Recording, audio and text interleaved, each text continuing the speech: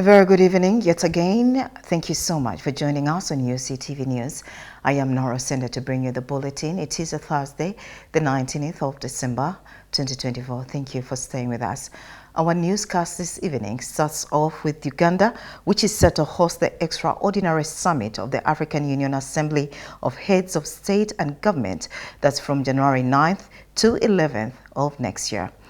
The summit will focus on adopting the 10-year CAD peace strategy and action plan, also referred to the Kampala Declaration, which aims to advance inclusive agri-food systems, foster sustainable economic growth, and enhance shared prosperity across Africa.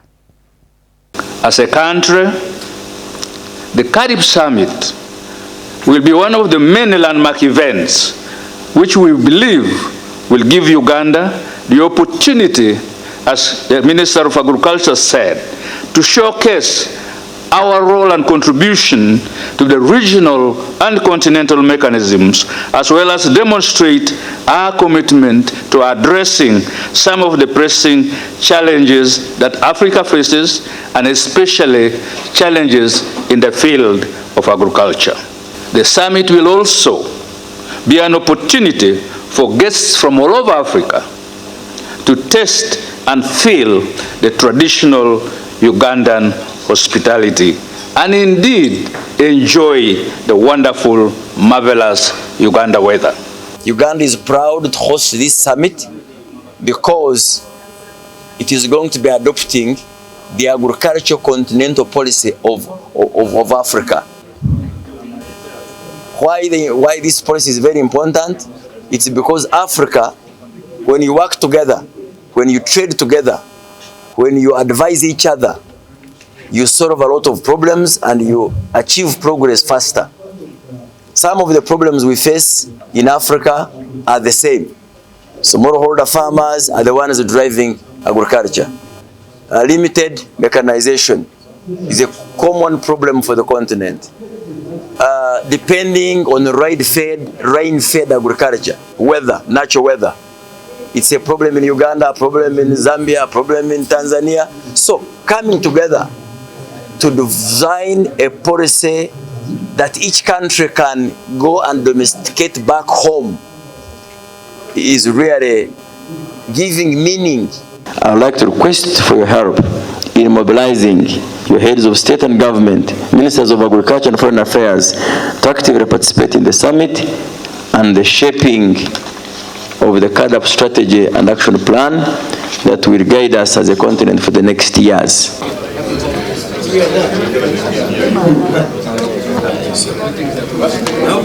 The National Unity Platform has launched a nationwide blood donation campaign aimed at addressing the critical blood shortage in Uganda, now which contributes to the death of approximately 7,200 mothers annually due to lack of blood during childbirth.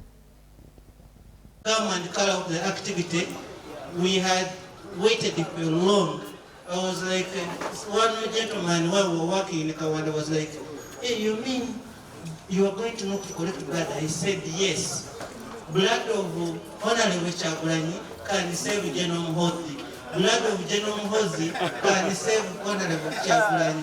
Meaning, it does not care which party you look at, which environment you live in, whether you are cultural, whether you are religious, whether you are poor, whether you are rich, blood connects all of us. And we are so humbled to be in your serene environment. Everybody was telling me that it's good to be here. We always in the dust on the street, but this environment has been so good, and your people are so welcoming. They have really welcomed us well. One of them said that we will invite you for Kabeja, but I said that I first want blood because because that's the mandate I must fulfill. When blood is scarce, each of us will be on tenterhooks, including the auditors of government. I appreciate this great initiative that you've started. Let me hope other people will copy. We've been always with government, collecting blood with government, under Prime Minister's program, under other forums, but we've not had an opportunity. This is the first opportunity we had from the auditors of government. I don't want to call you opposition. I say auditors of government. Okay, this is the greatest opportunity we've had, and it's going to be legitimate. Even other institutions are going to organize the same.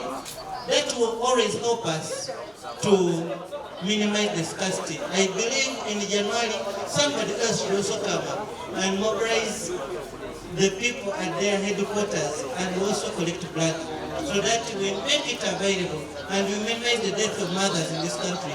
Currently, we have a lot of mothers that need blood, and we lose a lot of lives. Today, we also took part in this blood donation exercise. And like I said, I believe that this is the most Ugandan thing that one can do, the most patriotic thing that one can do. The greatest act of love this season is to share your blood, because that blood, as a matter of fact, if it's excessive, it helps you to reduce it. But that blood that you reduce from your own body is a great, great, great life-saving asset to somebody else. So let's donate blood. You never know when you or your loved one needs it. It doesn't matter your tribe, your gender, your political affiliation or anything. Let us donate blood. And it's on this note that I'm challenging all political parties, NRM inclusive, because your blood can save a life of an opposition leader, and the opposition leader's life can save the opposition leader who support our members' blood can save you. So let us donate blood. My blood can save you, your blood can save me. Of course, waliwo omusayi gwe bayikuwa ne gukutamiiza naye ebyo kambireke. The Kampala Capital City Authority, KCCA, has temporarily designated Luwum Street and Namirembe Road, that's for traders, during the festive season in order to accommodate the surge in Ugandans flocking the city for Christmas shopping. Announcing the development at a press briefing in Kampala, the acting executive director, Frank Rusa, stated that trading will be permitted daily, that's from 5 p.m. to 6 a.m., starting today, that's the 19th of December, until January 5th, 2025. This initiative aims to ease congestion and support local traders during the holiday period. There have been people saying that in the festive season, there's a lot of business that is being conducted on the streets in inappropriate workspaces, creating chaos in the city. This is in violation of the law, of course. It is in violation of the Kampala Capital City Act 2010 and the local government's Kampala City Street Traders Bylaws, Statutory Instrument 243 of 2023. We want to discourage trading in the streets because it is very disruptive. And that's the reason why we are trying our best to provide workspaces in the various markets. However, we realize that during Christmas period, there's increased demand for goods and services because of the season.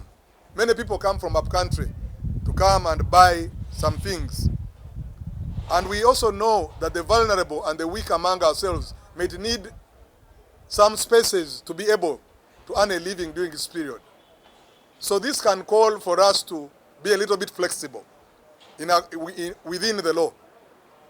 And after discussing this with our senior management team, we have temporarily designated Luwum Street and Namirembe Road, which are non-monetarized transport corridor, for street vending strictly between 5 p.m. and 6 a.m. the following morning. We think that Luwum Street and Namirembe Road, which are non-monetarized, can be utilized by our people to do their business between 5 p.m. and 6 a.m. That should be helpful. That can be a window. It will not be a permanent one, but it can be a window for the festive season. But we cannot have our streets full of vendors. Otherwise, we'll have accidents. We'll have a city that is not comfortable to operate in. This intervention shall be operational until 5th January, after which no vendor will be permitted on the streets. We are doing this to enhance trade and mobility order as well as decongesting the streets of Kampala. The government has announced that the Local Council 1 elections will be held in 2026, with State Minister for National Guidance, Honorable Godfrey Kabyanga, affirming the plan to conduct all election categories within a single year.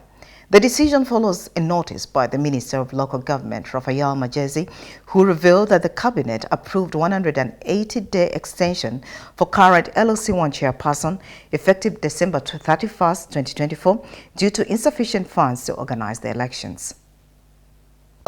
Extension, we are harmonizing the electoral cycle.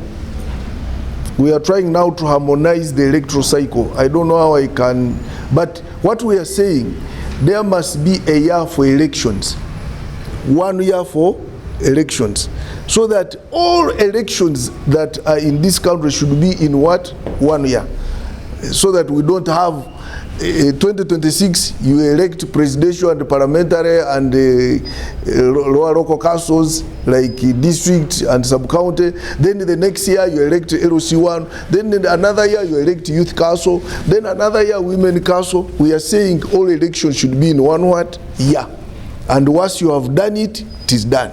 Actually, there might be even some amendments to the extent that probably we shall even harmonize the period people are supposed to stay in what? In office. So that if it is 5 years, it should be uniform what? 5 years. Time for election, year for election should be a year for what? Election. So we are trying to harmonize that, and the year for elections will be 2026. And therefore, that's why there are those extensions, and it is within the mandate of the Minister of Local Government on approval of Cabinet. So we are going to continue extending till the elections are done. So I think that's, but one of the reasons is we must harmonize the cycle of what? Of elections. Because every time there is an election, whether it is for LOC1, the country goes into election mood, and then people waste a lot of time.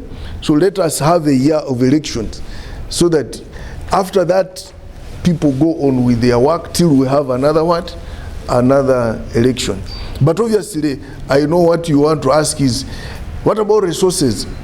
Yeah, resources might have been also one of the issues, but it might be one of the what? Of the issues. But even all those resources we want to get in 1 year, so that the Electoral Commission can share those resources.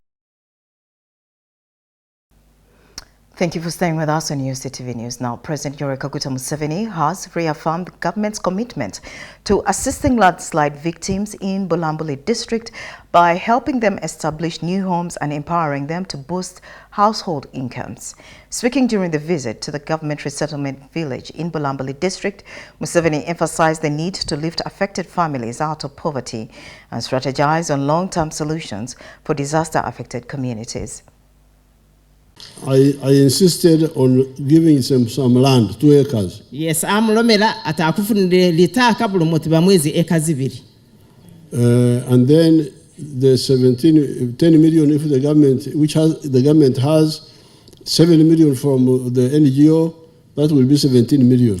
Katanalo mati million likumi government ne musanvu get direct, but the NGO, Your Excellency, is no longer giving that money. That is then why we shall get our own money. Hallelujah. So President alomera at government enough na mapesa yongerereko. I'm trying to tell you that in my view, ebyokukola bingi, Bia kukola bigali. and we shall do them. Ni kubikola. But let's prioritize one, household incomes. Ne kubenga kusirira china chesi kutandikisa. Through PDF, through modernization of agriculture. Let's everybody come up. Kebuli muti yes atulemu. Join the money economy. Abenga alondele kufuna mapesa musa umwewe. And we help him to do that. Ate government imulede kuboneti mapesa ginjira musa uyewe.